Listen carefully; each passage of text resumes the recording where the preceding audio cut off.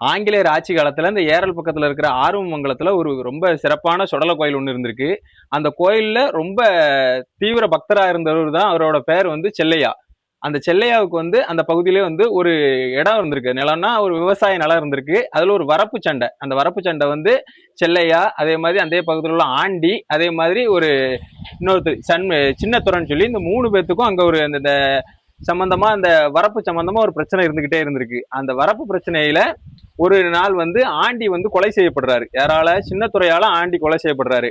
ஆனா அந்த பழி வந்து செல்லையா மேலவே விழுந்துருது. திருநெல்வேலி ஜில்லா கோர்ட்ல கொண்டு நிப்பாட்டி இந்த கேஸ் வந்து நடந்துகிட்டு இருக்கு. அப்போ வந்து ஜட்ஜி அவர்கிட்ட பார்த்து கேட்காரு, நீ இந்த கொலையை செஞ்சியா அப்படின்னு சொல்லி கேட்காரு. இல்லையா, இந்த கொலையை நான் செய்யல அப்படின்னு சொல்லி சொல்றாரு. அப்ப யாரு செஞ்சா, உண்மையை சொல்லுங்கன்னு சொல்லி சொல்றப்ப, எனக்கு தெரியாதியா, அந்த அவர் இறந்து கிடந்த இடத்து நேருக்கு மேல் பக்கத்துலதான் நாங்க கும்பிடுற சாமியான சுடல கோயில் இருக்கு, அவருக்கு தான் இது தெரியும் அப்படின்னு சொல்லி சொல்றாரு.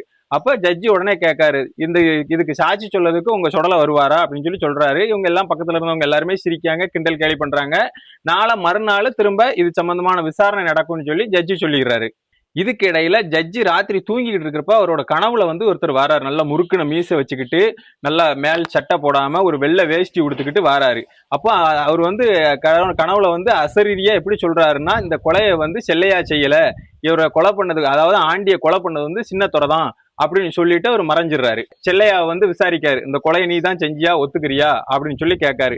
ஐயா எனக்கு தெரியாதியா அப்படின்னு சொல்லி கண்ணீர் விட்டு அழுதாரு. கோர்ட்ல ஒரு பக்கம் விசாரணை நடந்துகிட்டு இருக்கப்பமே இவர் கனவுல யாரை பார்த்தாரோ அதே மாதிரி முறுக்குன மீசையை வச்சுக்கிட்டு வெள்ளை வேஷ்டி உடுத்துக்கிட்டு ஒரு குதிரையில வேகமா உள்ள வராரு. உள்ள வந்தோடனே எதிர்த்தரப்பு வக்கீல் வந்து ஒரு பார்த்து கேட்காரு, நீங்க என்ன பெரிய ராஜாவா, இதுல குதிரையில வரீங்களான்னு சொல்லி கேட்டப்ப, ஆமா என் பேரே மகாராஜா தான், அதனாலதான் நான் இதுல வரேன் அப்படின்னு சொல்லி சொன்னாங்களாம். அந்த பக்கத்துல இருக்கவங்க எல்லாம் கிண்டல் கேள்வி பண்ணிருக்காங்க. இதுக்கிடையில அவர் தான் வாக்குமூலம் சொல்றாரு, இப்படி வந்து ஆண்டிய கொன்னது வந்து செல்லையா கிடையாது, சின்னத்துறை தான், அவனும் இப்போ வந்து பாம்பு தீண்டி இறந்து போனான், இதை வந்து நான் நேரிலே பார்த்தேன் அப்படின்னு சொல்லி சொல்றாரு. சொல்லிட்டு சரின்னு சொல்லி ஜட்ஜ் எல்லாம் கேட்டு முடிக்கிறதுக்குள்ள அவர் அந்த இடத்துல இருந்து மாயமா போயிடுறாரு. ஆனா அவர் நின்ன இடத்துல பிச்சிப்பூ மல்லிப்பூ மாலைகளோட மனம் வந்து பயங்கரமா வீசிச்சான்.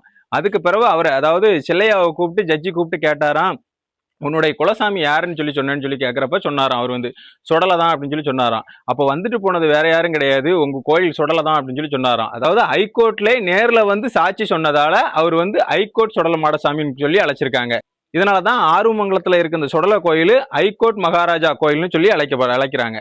என்னங்க சொல்லுதீங்க, இந்த கோயிலுக்கு இவ்வளவு பெரிய விஷயம் இருக்கா? இதே மாதிரி இந்த கோயிலோட வரலாறு உங்களுக்கு யாருக்கு தெரிஞ்சுன்னா கீழே கமெண்ட் பண்ணுங்க.